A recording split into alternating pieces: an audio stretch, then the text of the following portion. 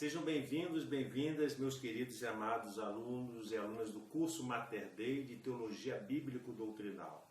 Nós estamos hoje inaugurando o módulo 12º. A primeira aula nós vamos falar sobre o 9º mandamento, continuando o assunto de teologia moral e os 10 mandamentos. Então, nesse módulo, são 8 aulas, nós vamos terminar, hoje é o 9º mandamento, a próxima aula é o 10º, vamos pegar os mandamentos da igreja, que são 5. E hoje nós vamos para o penúltimo mandamento. E vamos começar a nossa aula sempre pedindo a Deus as luzes, o discernimento, a inteligência para podermos entender aquilo que Deus nos quer passar de ensinamento. Em nome do Pai, do Filho e do Espírito Santo. Amém. Senhor Deus, fazei que nós, vossos filhos, que buscamos conhecer mais os vossos ensinamentos, cresçamos na nossa fé e no vosso conhecimento, para que possamos adorar-vos e amar-vos como vós mereceis. Por nosso Senhor Jesus Cristo, vosso Filho, na unidade do Espírito Santo. Amém. Em nome do Pai, do Filho e do Espírito Santo. Amém. Então nós vamos hoje dar continuidade aos 10 mandamentos, o assunto teologia moral. Então, o 9º mandamento, qual é o enunciado? O que se diz prescrito na lei positiva de Deus? Qual é o enunciado do 9º mandamento? O enunciado é: não cobiçarás a casa do teu próximo, não desejarás a mulher do teu próximo, nem o seu servo, nem a sua serva, nem o seu boi, ou o seu jumento, nem nada que lhe pertence. Isso está prescrito no livro do Êxodo, capítulo 20, versículo 17. E em Mateus, capítulo 5, versículo 28, nós temos a prescrição evangélica que diz: todo aquele que olhar para uma mulher desejando-a, já cometeu adultério com ela no seu coração. Então, esse é o enunciado relativo ao 9º mandamento da lei de Deus. Então, vamos fazer umas considerações sobre esse 9º mandamento. Quais seriam essas considerações? Bem, esse mandamento preceitua que se viva a pureza, que nós estudamos na aula anterior, do módulo 11º. Então, que se preceitua que se viva a pureza no íntimo do coração e proíbe qualquer pecado interior contra esta virtude, a virtude da pureza, da castidade, pensamentos e desejos impuros. O enunciado do Decálogo, ou seja, capítulo 20, versículo 17, prescreve-o na fórmula: não desejarás a mulher do próximo. Portanto, a pureza interior, que com este preceito nos é exigida, vai além do meramente sexual, do ato sexual em si, vai além disso, pois também prescrevem a ordem dos afetos do coração.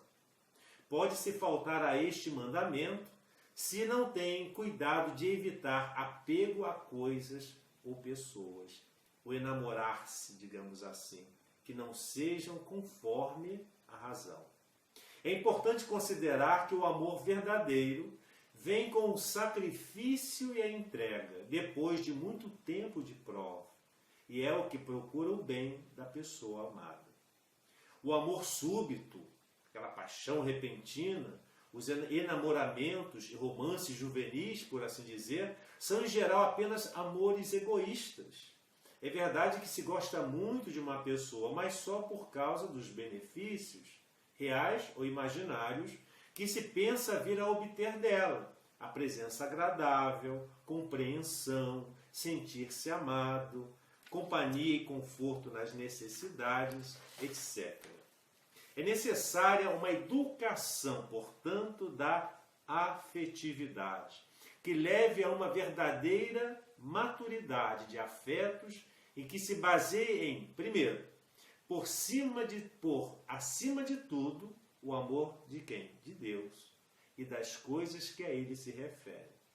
Segundo, o exercício da humildade, procurando não o que agrada à vaidade, mas sim o que se faz proveitoso para o serviço dos outros, a começar pela nossa família. Terceiro, procurar o auxílio da direção espiritual, usando de grande sinceridade quanto aos afetos desordenados.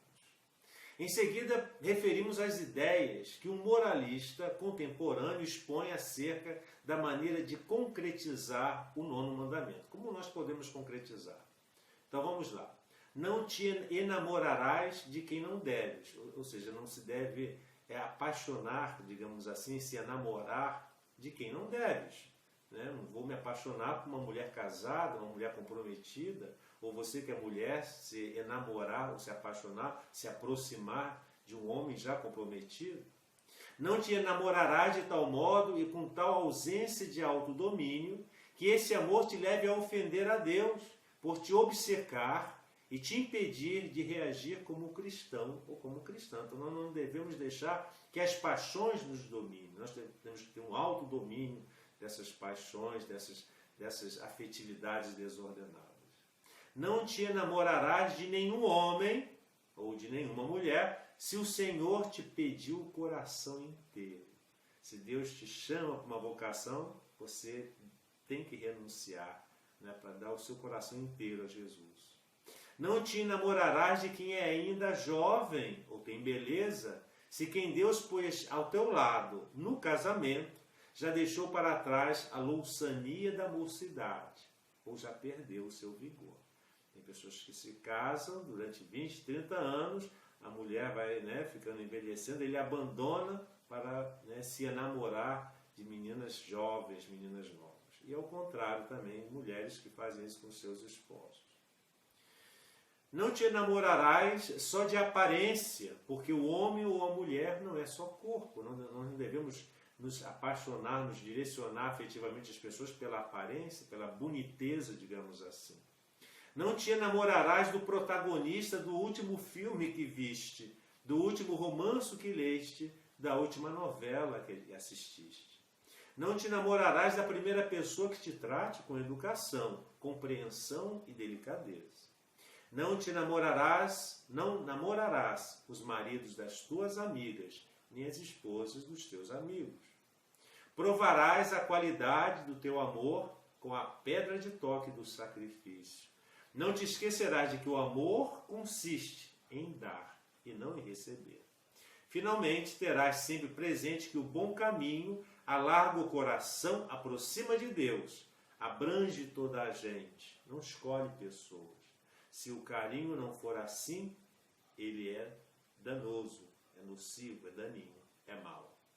O que nos diz o Catecismo, nos seus parágrafos 2514 a 2527, diz o seguinte: São João distingue 3 espécies de cupidez, ou seja, desejos desordenados, que nós chamamos também de concupiscência. Primeiro, a concupiscência, o desejo desordenado da carne. Segundo, a concupiscência dos olhos. E terceiro, a soberba da vida. Segundo a tradição catequética católica, o 9º mandamento proíbe a concupiscência carnal. E o 10º, a concupiscência dos bens alheios, de desejar, de cobiçar as coisas alheias. Em sentido etimológico, ou seja, da origem da palavra, concupiscência quer designar todas as formas veementes, desordenadas do desejo humano. A teologia cristã deu-lhe o sentido particular de impulso, de apetite sensível, contrário aos ditames da razão humana. O apóstolo São Paulo identifica a concupiscência como que a revolta que a carne instiga contra o espírito. Procede da desobediência do primeiro pecado, lá de trás de Adão e Eva. Desregra as faculdades morais do homem e, sem ser nenhuma falta em si mesma, inclina o homem para cometer o pecado. No homem, porque é um ser integrado de espírito e de corpo, já existe uma certa tensão, já existe um certo conflito. Trata-se nele em certa luta de tendências entre o espírito e a carne, mas esta luta de fato faz parte da herança do pecado. É uma consequência dele e, ao mesmo tempo, uma sua confirmação. Faz parte da experiência cotidiana do combate espiritual. Para o apóstolo São Paulo, no livro de Gálatas, capítulo 5, versículo 25, ele diz o seguinte: não se trata de desprezar e condenar o corpo, que com a alma espiritual constitui a natureza do homem e a sua personalidade enquanto sujeito. Pelo contrário, ela fala das obras, ou antes das disposições estáveis, virtudes e vícios, moralmente boas ou mais, que são o fruto da submissão, no primeiro caso, ou pelo contrário, da resistência, no segundo caso, ou seja, o pecado. A ação salvadora de quem? Do Espírito Santo. É por isso que o apóstolo escreve: se vivemos pelo Espírito, caminhemos também segundo o Espírito. Gálatas 5, versículo 25, eu vou me referir. E a purificação do coração? Em que consiste purificar o coração? Bem, o coração, como nós sabemos, é a sede, digamos assim, de uma forma eufêmica, do eufemismo, é a sede da personalidade moral.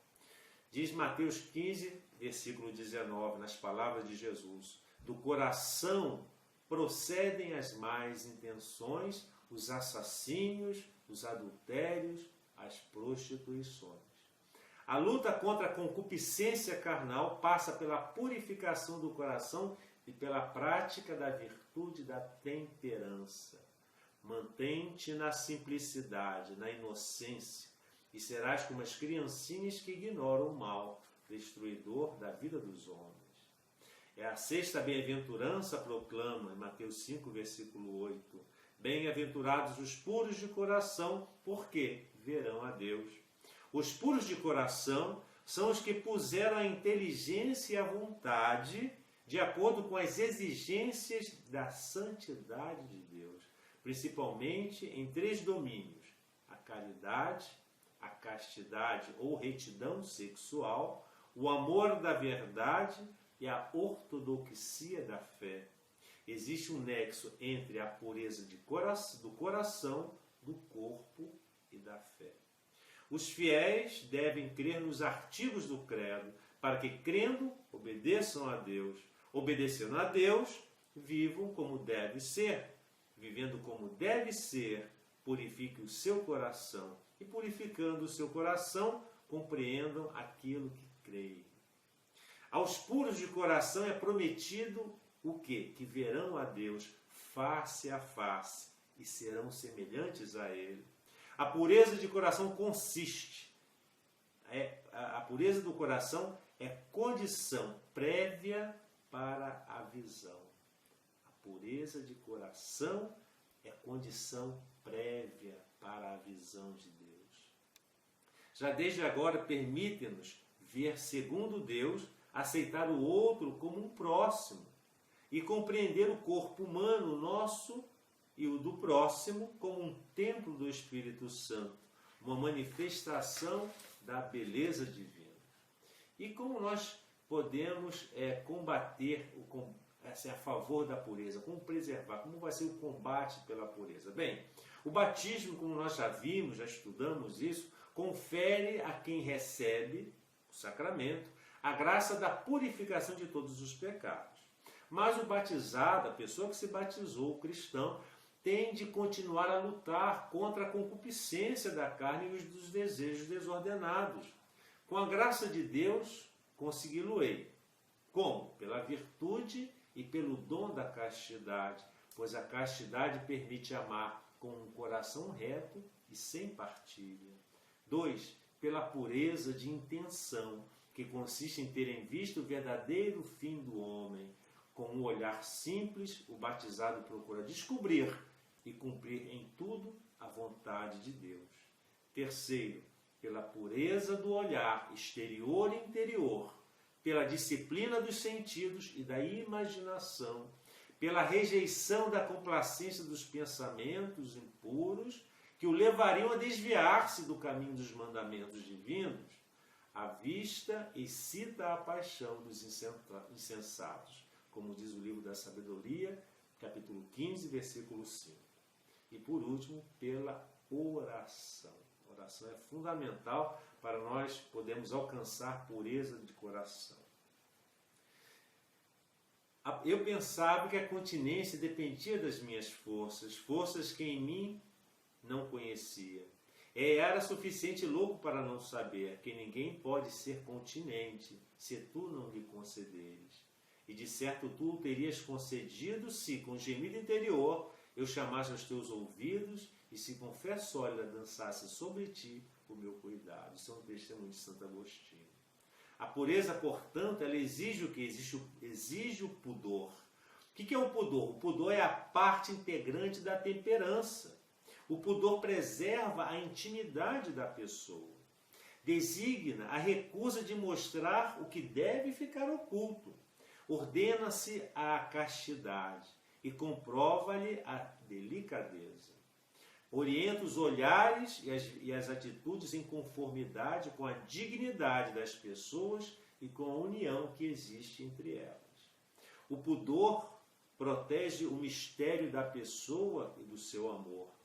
Convida à paciência e à moderação na relação amorosa e exige que se cumpram as condições do dom e do compromisso definitivo do homem e da mulher entre si. O pudor é modéstia, inspira a escolha do vestuário, mantém o silêncio ou o recato onde se adivinha o perigo de uma curiosidade malsã. O pudor é discrição. Existe um pudor de sentimentos, tal como existe um pudor corporal. Ele protesta, por exemplo, contra as explorações exibicionistas do corpo humano em certa publicidade, ou contra a solicitação de certos meios de comunicação em ir longe demais nas revelações de confidências íntimas.